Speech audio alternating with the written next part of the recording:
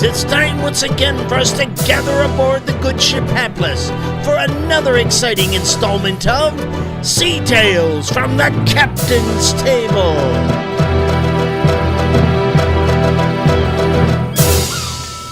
Say there, Uncle Cap'n, has you got a sea tale for me? Well, let me think here, little Cap. Well, there was this one here time when I came across some fishermen who spied Moby Richard, the great white spotted bass, heading in the direction of the Bermuda Triangle. You've heard tell of the Bermuda Triangle, have you not? Ahoy! And you know I ain't. Well, the Bermuda Triangle is an undefined region in the western waters of the North Atlantic Ocean.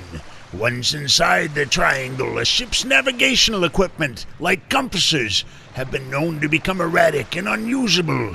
You might well imagine the confusion and disorientation this would cause a seafaring man. Aye, it does sound treacherous at that. Why, even aircraft are not spared from its clutches. Both planes and sailing vessels alike have even disappeared under quite mysterious circumstances. But weren't you afeard to venture into such waters?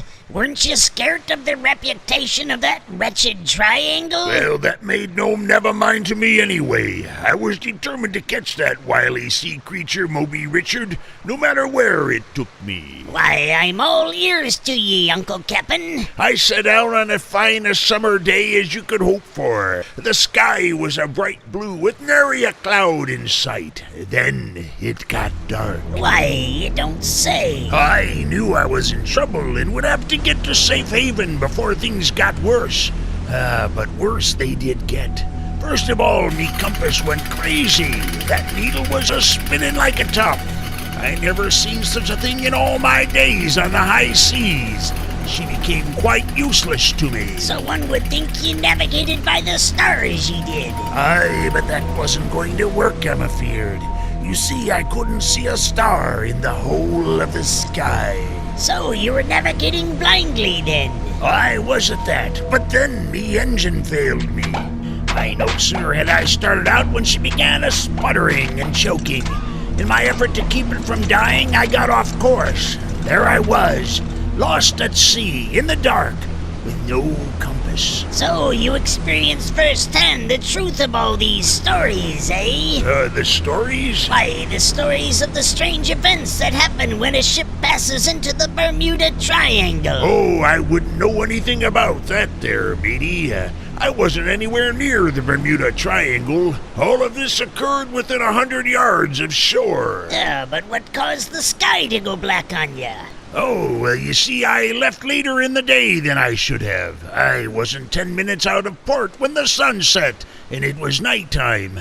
Learned a lesson there, I did, yes. But your compass had gone crazy. Wasn't that caused by the Bermuda Triangle's strange dealings? Oh, no, nothing like that. But I did learn a lesson that day about buying a cheap compass, that's for certain. But what of your engine sputtering and giving out? Wasn't that the result of the Bermuda Triangle? Oh, that's what happens when you forget to put fuel into the ship before you leave. Thought she was full, but she weren't. But why couldn't she navigate by the stars? What caused them to cease giving off their light? Oh, I'm certain they were shining as bright as ever, only I couldn't see 'em. That was because there was a big celebration of some holiday taking place on shore. Fireworks and all. Lit the sky up so I couldn't see a single star. So you weren't anywhere near the Bermuda Triangle then? Oh, no. Would have made a good story if I had been, though. Well, we should be hitting the rack now. We've got a full day of sailing ahead of us tomorrow. All right ye are, Uncle Cap'n. A good night to ye. Good night to you, Low Cap. And good night, Bermuda Triangle, wherever you are.